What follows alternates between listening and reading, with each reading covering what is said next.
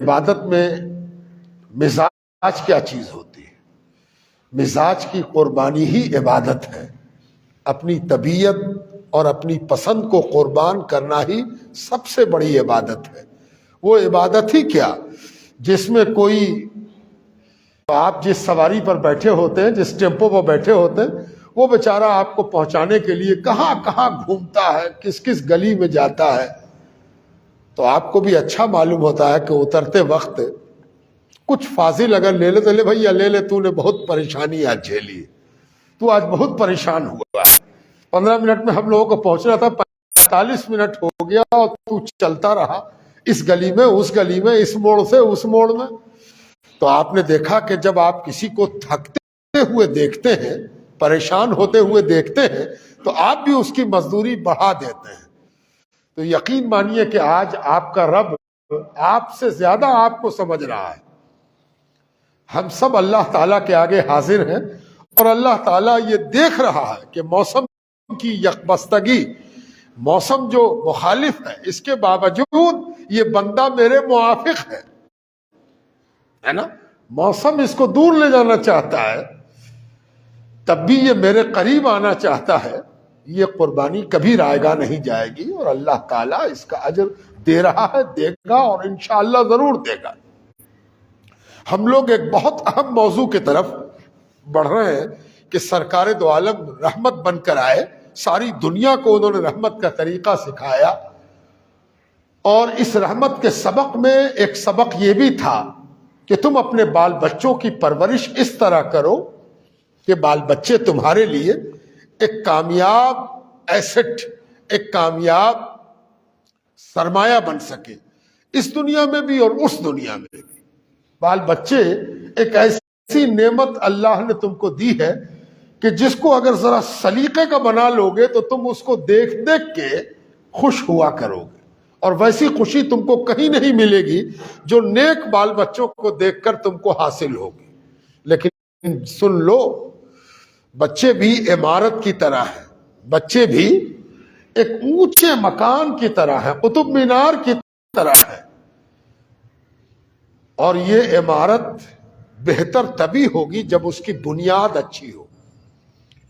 تم کو اللہ نے اولاد کی شکل میں ایک بلند عمارت بنانے کے لیے میٹیریل دیا ہے، حوصلہ دیا ہے، نیت دیا ہے، تمہارے اندر کیپیبلٹی اور صلاحیت دیا ہے کہ تم اولاد کی شکل میں ایک بڑی سی بلڈنگ تعمیر کر سکو.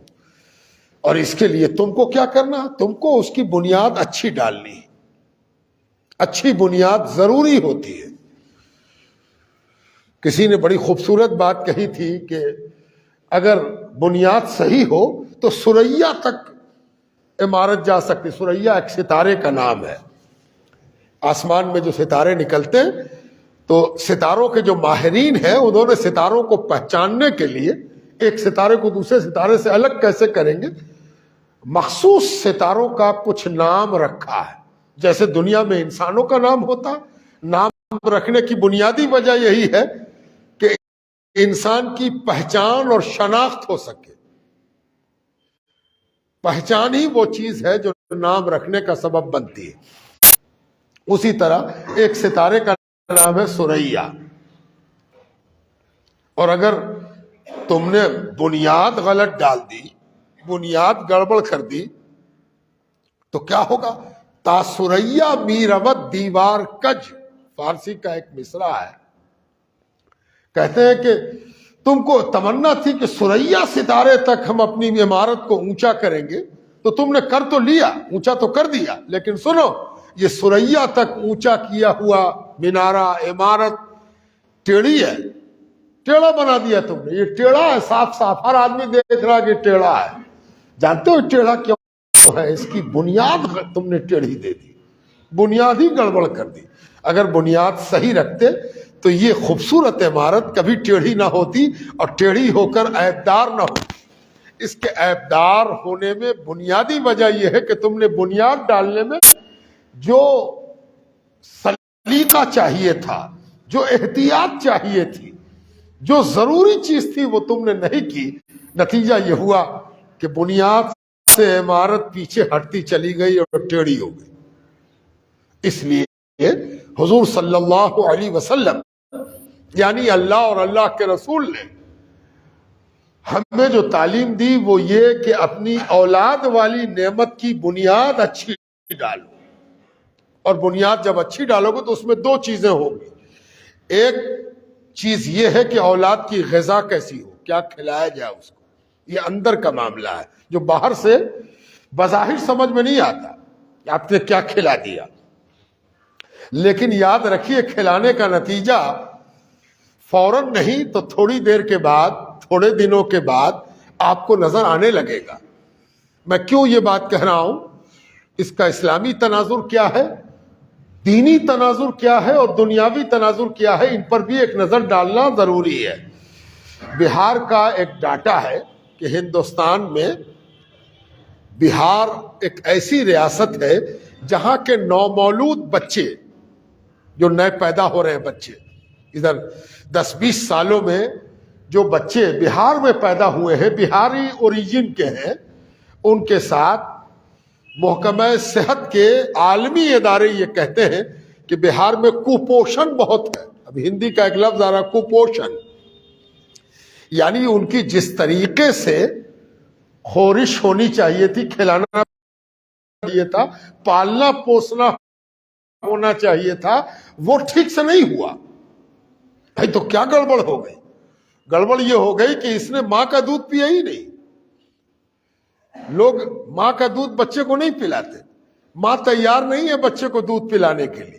بازار سے ماہرین کہہ رہے ہیں کہ بچوں کا قد کم ہو رہا ہے، بچوں کے سر کی بناوٹ گڑبڑ آ رہی ہے، بچوں کے اندر جو امیونٹی سسٹم، مرض سے لڑنے کی صلاحیت، قوت مدافعت کیسے دفاع کرے گا، کیسے ہر آدمی کے اندر کوئی ہو، اس کے اندر ایک قوت چھپی ہوتی ہے، ایک قوت موجود ہوتی ہے جو موسم سے، انفیکشن سے، بیماری سے لڑتی ہے، جنگ ہوتی ہے باضابطہ۔ بیماری تو آئے گی، ہوا تو آئے گی، ٹھنڈی ہوا تو آئے گی، انفیکشن تو آئے گا، جراثیم تو آئے گا، آنے سے نہیں روک سکتے ہیں۔ کرنا کیا ہوگا؟ اندر سے ایک قوت تیار رہنی چاہیے جو اس کا مقابلہ کرے اور اس کو ٹھیل کے باہر نکال دے، اس کو پنپنے نہ دے، اس کو ٹھہرنے نہ دے، اس کو پیر جمانے نہ دے۔ اس کو ہم کہتے ہیں امیون سسٹم۔ یہ جو امیونٹی ہے، امیونٹی ہر انسان کے اندر ہوتی ہے، اور اس کی بنیاد بھی کہاں پڑتی ہے؟ بچپن میں ماں باپ کیسی غذا کھلا رہے ہیں، کون سا دودھ دے رہے ہیں، کون سی چیزیں کھلا رہے ہیں، یہ بہت بنیادی بات ہے، اس کو بھی سمجھنا چاہیے۔ بعض لوگوں کے دماغ میں یہ بات ہے کہ بچہ پیدا ہو تو ترنت ماں کا دودھ نہیں دینا چاہیے۔ پتہ نہیں بات کہاں سے آئی، کس نے یہ بات ڈالی۔ بہت سے لوگ مسئلہ پوچھتے ہیں کہ حضور پیدائش کے بعد ماں کا دودھ دینا چاہیے کہ نہیں، اور عموماً اس میں عورتوں کی غلط فہمی، عورتوں کے اندر پھیلی ہوئی ایک غلط بات کہ نہیں ترنت ماں کا دودھ کیسے دیا جائے گا، ماں کا دودھ ترنت نہیں دے سکتے۔ یہ جان لیجئے اچھی طرح کان کھول کر کہ اسلام نے سوائے ماں کے دودھ کے کسی اور دودھ کا تذکرہ ہی نہیں کیا ہے۔ جو پہلی غذا ہونی چاہیے وہ ماں کا دودھ ہے۔ اللہ تعالیٰ نے ماں کو فضیلت دی ہے تو فضیلت یوں ہی نہیں دی ہے۔ ماں کے پیر کے نیچے جنت ہے، اور جتنی حدیثیں آپ نے اس قسم کی سنی ہیں، اس کی پہلی وجہ، بنیادی وجہ، اصلی وجہ کیا ہے کہ ماں کے اندر اتنا خزانہ چھپا ہوا ہے اولاد کے لیے، بیٹا اور بیٹی کے لیے اتنا خزانہ ہے کہ جس خزانے کو سائنس نہ اب تک ناپ سکا ہے اور نہ آگے ناپنے کی پوزیشن میں ہے۔ سائنس ہاتھ کھڑا کر دیتا ہے، اور دونوں ہاتھ ملا کے سائنس کہتا ہے کہ ماں کے پاس اپنی اولاد کے لیے اتنا خزانہ ہے کہ اس کو ناپنا تولنا مشکل ہے۔ ایک جملے میں سن لیجئے کہ ایک بچے کو جتنے قسم کی بیماری حملہ کر کے بیمار کر سکتی ہے، ان سب بیماریوں سے لڑنے کی قوت ماں کے پاس ہے، جو وہ دودھ کے ذریعے بچے کو دیتی ہے۔ ماں اتنی بڑی قوت والی چیز، اتنی اہمیت ہے ماں کے دودھ کی۔ ہاں کوئی بیماری ہو گئی، کوئی وجہ ہو گئی، ڈاکٹر نے کہہ دیا کہ ٹھیک ہے اس کا دودھ نہیں دینا ہے، وہ ایک الگ بات ہے، وہ اس کو کیسے ہم لوگ مینٹین کریں گے وہ ایک الگ بات ہے، لیکن بلا وجہ فیشن سمجھ کر یا کسی روایت کی بنیاد پر یا کسی پرتھا کی بنیاد پر یا کسی کسٹم کی بنیاد پر ماں کا دودھ نہ پلانا، یہ بہت بڑا بچے پر ظلم ہے، اور بچے کے ساتھ انصاف یہ ہے کہ اس کو ماں کا دودھ دیا جائے، ماں کا دودھ پیے۔ یہاں پر ایک بات اور ذہن میں رکھنی چاہیے کہ ماں کو اپنی اولاد کی تربیت کے لیے کتنی بڑی قربانی دینی پڑتی ہے، اس پر بھی توجہ رہے۔ وہ قربانی کیا ہے اس کو بھی جان لیجئے، تاکہ ماں کی عظمت کا راز آپ کو سمجھ میں آئے کہ دین کس قدر آپ کو حقیقت سے قریب کرتا ہے، اندھ وشواس میں نہیں لگاتا، وہ ایک ایسے یقین سے آپ کو بغلگیر کرتا ہے جو یقین گہرائی تک حقائق پر مبنی ہے۔ وہ کیا ہے کہ ماں جب دودھ پلاتی ہے تو ماں کی غذا کا اثر بھی بچے پر پڑتا ہے، جو ماں کھا گی اسی سے نا دودھ بنتا ہے، جو چیز ماں کھائے گی اسی کا اثر اس کے دودھ پر پڑے گا اور دودھ کا اثر بچے پر پڑے گا۔ تو ماں کو بھی بہت محتاط رہنا پڑتا ہے کہ ہم کون سی غذا کھائیں جس سے بچے کو کوئی نقصان نہ پہنچے۔ بچے کی غذا کا خیال رکھ کر اپنی غذا کو تیار کرنا، یہ بھی ماں کی بہت بڑی قربانی ہے۔ اب اس میں ایک رول باپ کا آ جاتا ہے۔ اب باپ کی ذمہ داری ہے کہ وہ اگر بال بچے سے بہت محبت کرتا ہے، اپنی اولاد سے بہت محبت کرتا ہے، تو اس کو کیا کرنا چاہیے؟ اس کو بچے کی ماں کی غذا پر دھیان دینا کہ اچھی سے اچھی غذا دی جائے، تاکہ اس کے ذریعے میرے بچے کو اچھی غذا پہنچے۔ یہ ایک چین اللہ نے بنایا ہے، یہ ایک قدرتی نظام ہے، یہ ایک قدرتی ہیرارکی ہے۔ باپ کماتا ہے، رزق لاتا ہے، محبت توجہ رکھنی چاہیے۔ تو اس طرح سے ایک بات سمجھ میں آئی۔ ایک اور بات سن لیجئے کہ مان لیجئے کہ کسی کی ماں دنیا سے چلی گئی، اللہ سب کی ماں کو سلامت رکھے، اب دودھ کون پلائے؟ تو اگر سچ مچ کو شریعت کی طرف دیکھنا چاہتا ہے تو شریعت نے انسان کا بدل انسان ہی رکھا ہے، انسان کا بدل نقلی اور مصنوعی کی طرف نہیں لے گئی شریعت۔ شریعت کیا کہتی ہے؟ ماں نہیں ہے تو کوئی رضائی ماں ہونی چاہیے، کوئی ایسی ماں تلاش کرو جس کا دودھ بچہ پی سکے، ماں ہی ہو، کسی کی ماں ہو۔ اس لیے کہ ٹھیک ہے ایک ماں سے اولاد کا جو رشتہ ہے وہ قدرتی طور پر آپ تو آج کل جان رہے ہیں کہ ڈی این اے مل رہا ہے، تو جو دودھ ماں کا ہوگا اس کا بدل تو نہیں ہو سکتا، لیکن اس کہ اسلام کہتا ہے ایک قطرہ کسی کا دودھ منہ میں ٹپکا بچے کے اور وہ بھی ماں ہو گئی۔ صرف وہ ماں نہیں ہوئی، جس نے اس ماں کا دودھ پیا ہو وہ حقیقی بھائی اور بہن کے جیسا ہو گیا، حقیقی بھائی اور بہن کے، رضائی بھائی، رضائی بہن۔ یہ سب قصہ نہیں ہے، افسانہ نہیں ہے، داستان نہیں ہے، اس پر اسلامی شریعت کا دار و مدار ہے۔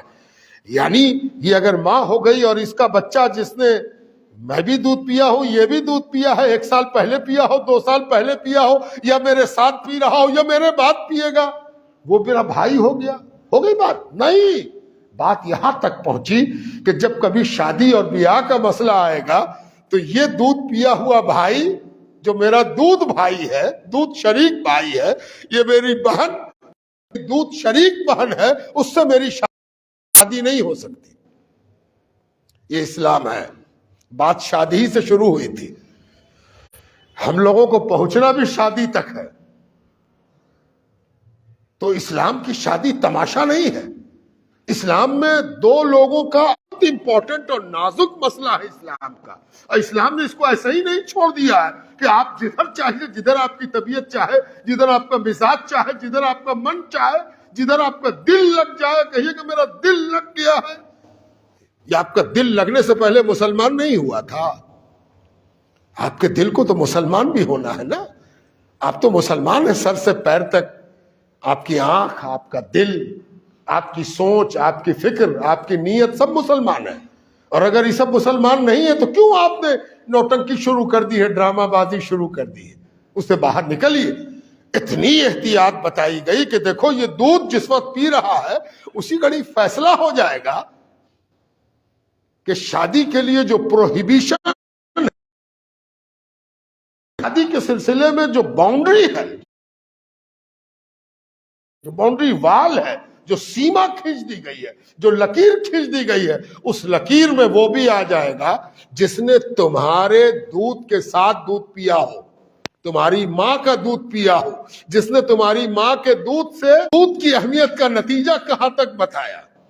آج بہت لوگ بولتے ہیں، بہت میڈیکل سائنس کے ماہرین جب بات کرتے ہیں تو کہتے ہیں کہ ماں کے دودھ میں وہ ہے، یہ ہے، وہ ہے، فلاں ہے، چلا ہے. تو ہم کبھی کبھی ان سے کہتے ہیں کہ آپ تو ماں کے دودھ کو اولاد تک ہی محدود رکھتے ہیں، اولاد بڑی ہو جائے تو ماں کا دودھ کہتے ہیں نا، آپ کو مطلب وہ تو وہی 2-2.5 سال جتنے دن ماں کا دودھ پی سکے. ہم نے کہا بالکل آپ ٹھیک کہتے ہیں، لیکن ہم اس سے آگے بڑھ کے کہتا ہے. تو مجھ سے حیرت سے پوچھتے ہیں کہ کیا کہتا ہے اسلام؟ ہم نے کہا یہ دودھ کو اتنی اہمیت دیتا ہے کہ اس دودھ کا زندگی بھر بھرم رکھنا ہے. دودھ پی لیا اور دودھ پینے کی عمر ختم ہو گئی اور ہم آزاد ہو گئے، نہیں. یہ دودھ اس طرح اہم ہے کہ یہ انسان کی شادی بیاہ پر بھی اس کا اثر ہوگا اور اس کے فیملی سٹیٹس پر بھی اسی دودھ کا اثر ہوگا. اس لیے بنیاد کو مضبوط بنانے کی طرف ہم لوگوں کو بڑھنا چاہیے. اور بہار میں کہا جا رہا ہے، میں ایکچوئل ڈاٹا تو آپ کے سامنے نہیں رکھتا اس لیے کہ تازہ ڈاٹا میرے سامنے نہیں ہے، لیکن آپ کو جان کے حیرت ہوگی کہ لگ بھگ 40% بچے بہار میں کپوشن کا شکار ہیں. یعنی جن کو صحیح طور پر غذا، دودھ، ان کی پرورش جیسے ہونی چاہیے ویسے نہیں ہو رہی ہے، اور بہار کے بچوں کے اندر کئی قسم کی گڑبڑی پیدا ہو رہی ہے. تو اس پر بھی ہمیں دھیان دینا ہے، اس لیے کہ ہمارا دین ہمارے بچوں کی اچھی پرورش اور اچھی لالن پالن کی ہم کو ذمہ داری دیتا ہے دینی اعتبار سے. اب اس بات کی طرف بھی دھیان دیجئے کہ جب بچے کی یہ تو اندرونی بات ہوئی، اب ایک بات اور یاد رہے کہ ڈاکٹر کہے گا کہ اس کو ٹیکہ پڑنا چاہیے، 3 مہینے پہ یہ ٹیکہ، 4 مہینے پہ یہ ٹیکہ، سال بھر میں یہ ٹیکہ، ہے نا. تو پھر بہت سے لوگ بہت سی بقراتی شروع کرتے ہیں اور بے بنیاد باتوں پر اپنی طبیعت لگاتے ہیں. یہ ٹیکہ پڑے گا تو اس کو بہت خرابی ہو جائے گی. ایسا لگ رہا ہے کہ پہلے تو یہ ڈاکٹر ہی تھے، یہ تو ڈاکٹر بن کے پھر مسلمان ہوئے ہیں. یعنی اس قدر لا علمی، اور لا علمی میں ایٹھن، اللہ کی پناہ. ایک چیز ہمیشہ یاد رکھیے، جہالت ایٹھن سکھاتی ہے. اگر آپ کا سمجھیے کہ ہم تو جاہل نہیں ہیں اور ایٹھن ہے تو اس کے مطلب آپ کو علم نے فائدہ نہیں پہنچایا ہے.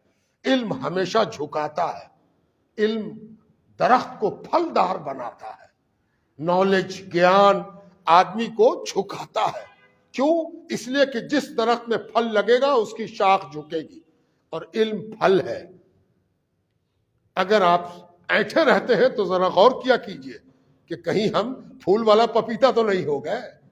یہ تو بڑا گڑبڑ ہو گیا. ہم کو تو بننا چاہیے تھا پھلدار درخت، یہ ہم ایٹھ کیسے گئے؟ یہ ایٹھن فضول ہے اور آپ کی باتیں فضول ہیں. اگر کوئی آپ سے کہتا ہے کہ یہ والا ٹیکہ جو ہے یہ تو بہت نقصان کرتا ہے، اس کے پاس کوئی آتھینٹک، بدگمان ہے. وہ نیگیٹو سوچتا ہے، وہ نکاراتمک سوچتا ہے. اس نے یہ باتیں فضول کہی ہیں. کوئی کہے آپ کی کمیونٹی کے خلاف ٹیکہ بنا ہے، کمیونٹی کو ختم کرنا ہے، تو اس سے پوچھئے کہ کمیونٹی صرف انڈیا ہی میں ہے.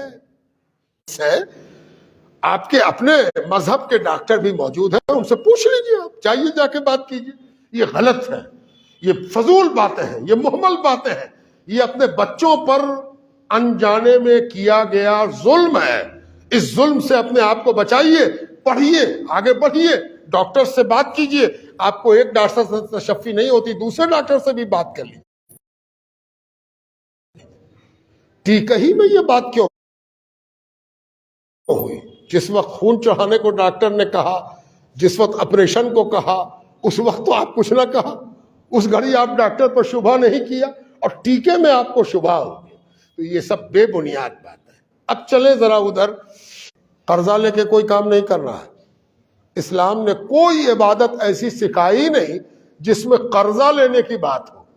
بھائی قربانی کرنا تھوڑا سا پیسہ گھٹ رہا تھا، پیسہ ہوگی ہی نہیں قربانی، بے وقوف آدمی کیوں تم قرضہ لے رہے ہو؟ ابا کا 40واں کرنا تھا، تھوڑا سا قرضہ دے دیتے ہیں۔ اب بے وقوف کہاں سے، تم کو کس نے کہہ دیا کہ ابا کا 40واں قرضہ لے کے تم کرو، ہے نا؟ عقیقہ کرنا ہے، 7واں دن ہے، لائیے نا تھوڑا سا پیسہ 25,000 روپیہ دے دیتے۔ کس نے کہا؟ کون تم کو بتا رہا؟ اللہ اور رسول سے نہ پوچھو۔ قرضہ لے کے عقیقہ نہیں ہوگا، قرضہ لے کے قربانی نہیں ہوگی، قرضہ لے کے 40واں چہارم نہیں ہوگا۔ یہ قرضے کی چیز ہی نہیں ہے۔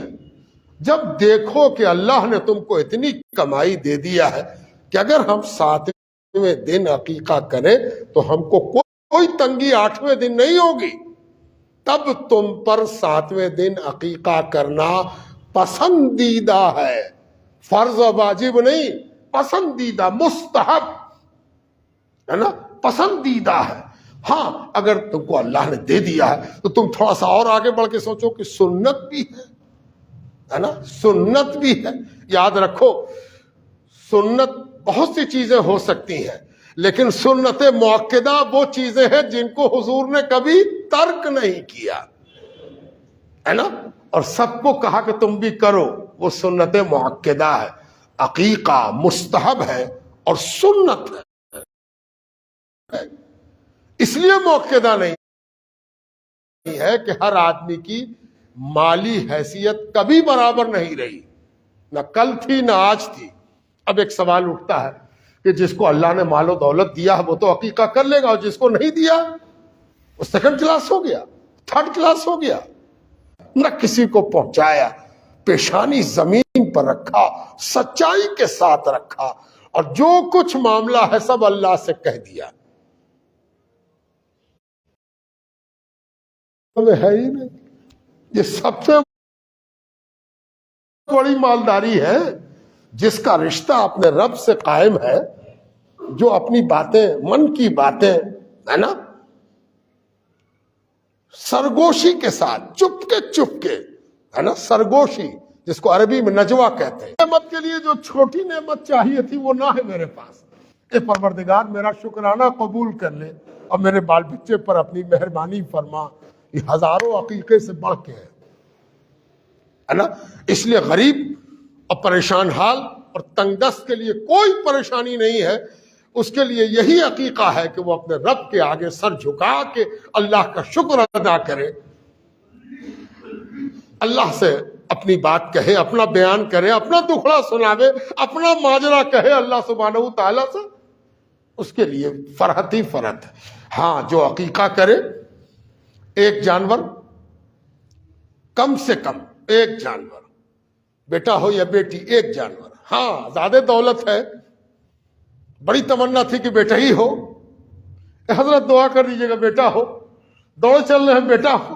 جب بڑی تمنا کیے ہو، بڑی حسرت کیے ہو، اللہ سے خوب تم نے گڑایا ہے کہ بیٹا ہو جا، بیٹا ہو جا، بیٹا ہو جا، تو سنو، ایک سے نہ کام چلے گا، 2 دینا پڑے گا، 2 جانور قربانی کرو، ورنہ ایک سے بھی کام ہو جاتا۔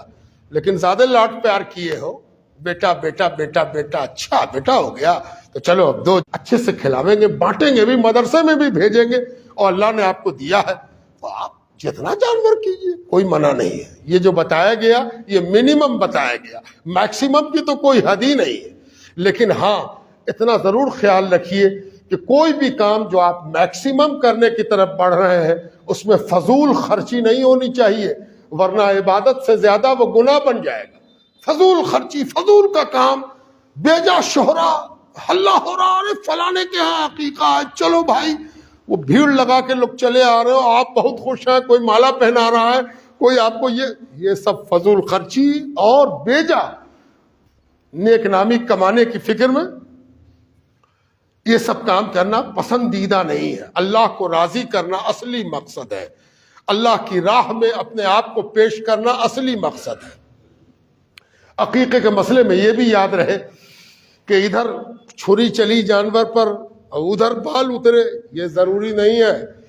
سر کے بال اتروانا ہے، لیکن یہ ضروری نہیں ہے کہ ادھر چھری جانور پر ادھر چھری سر پر، یہ دونوں ایک ساتھ ہو، یہ ضروری نہیں ہے، کوئی ضرورت نہیں. ادھر قربانی ہو گئی بعد میں بال اترے، کوئی بات نہیں، بال اتار دینا چاہیے.